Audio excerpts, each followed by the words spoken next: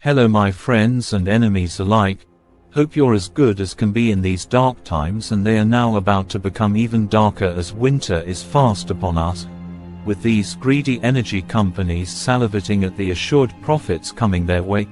It has been some time since I have uploaded a video, as I have not had any so-called bailiffs at my door trying to execute the 1954 escape of gas and pipe fittings, which can only be issued for a danger or an emergency, not to fit a prepaid meter, which is a monetary issue, nothing more nothing less, and by definition making it a fraudulently obtained warrant.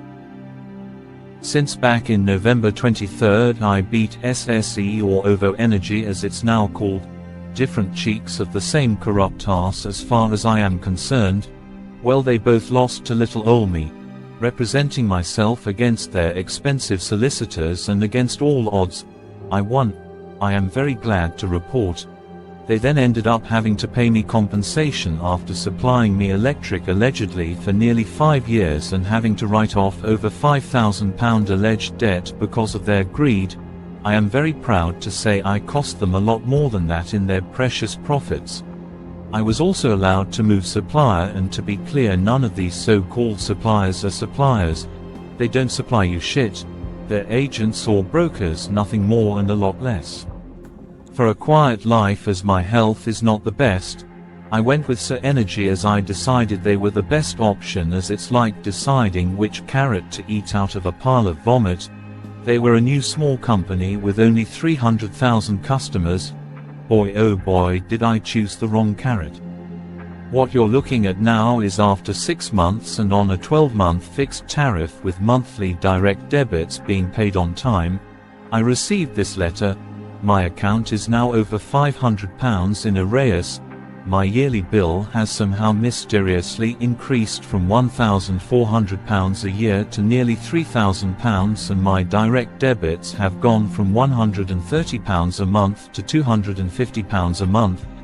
And they even have the cheek to just assume that I am happy to go ahead with all this without question, and they will be amending, then increasing my pre-arranged monthly £130 fixed tariff direct debit to £250, and we will just take it without any discussion on how and where this magical debt and increase has come from. Just pay. Without question is So Energy's attitude. How about no? I thought SSE and OVO were ruthless, and they are. You can hear in the recording up next of the So Energy Collections Department how their only concern is how you're gonna pay, which is the only department interested in any kind of discussion.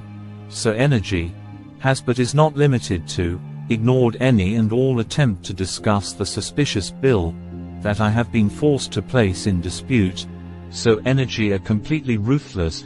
Avoid at all costs.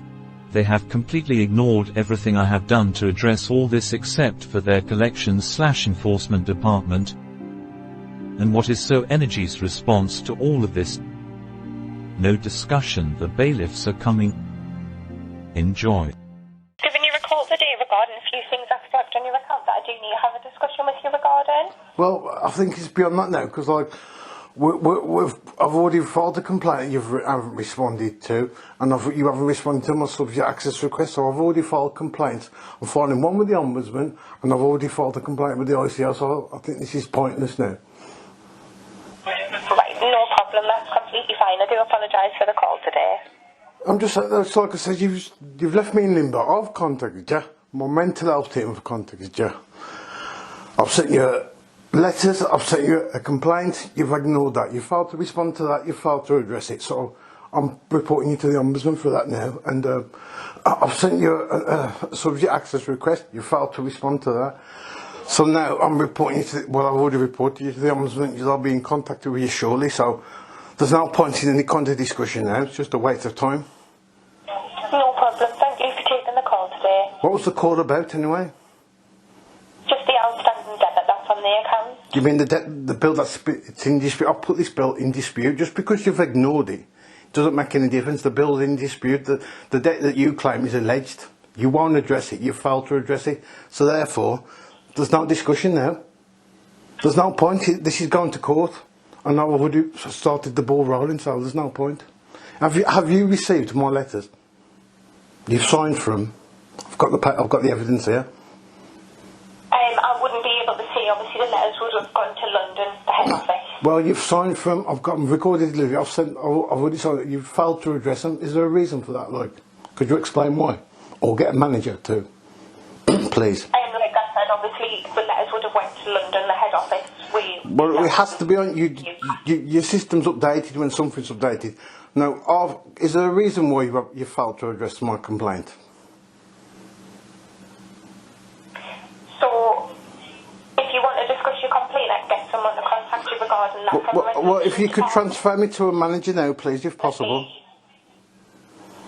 Are you a manager? The managers aren't customer serving. No, I'm not. I'm from the collections department. Oh, yeah. So you're ringing just from the collections department. Well, who would I speak to if I wanted to speak? You failed to contact me. This is the first time you've contacted me. You failed to address the account. You failed to supply my subject access request. You failed to adhere to it.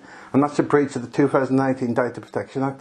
And all you're ringing me is to say, can you pay this bill that's in dispute? Is that what this phone call's about?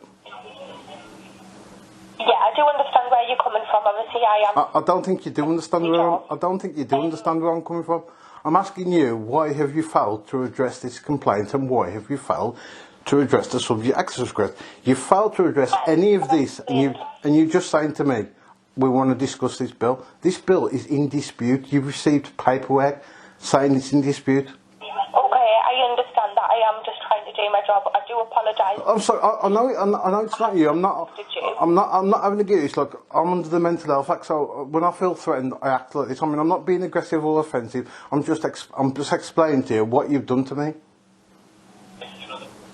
No, I understand. Obviously, I know that. You can't just ignore me and say, pay this bill. We're going to ignore everything that you've got to say. The only reason we're going to contact you is to say to pay this bill. If you want to speak regarding your complaint, you would need to contact the customer service team.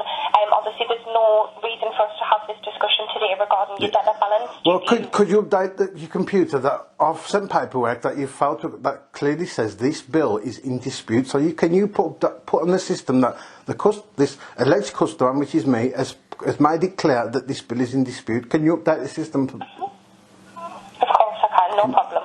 Can you just put on the system that the bill is in dispute? Customer has sent paperwork to say the bill is in dispute. No problem, I'll get that added onto the account. Yeah, thank you. Thank you. Bye. Bye.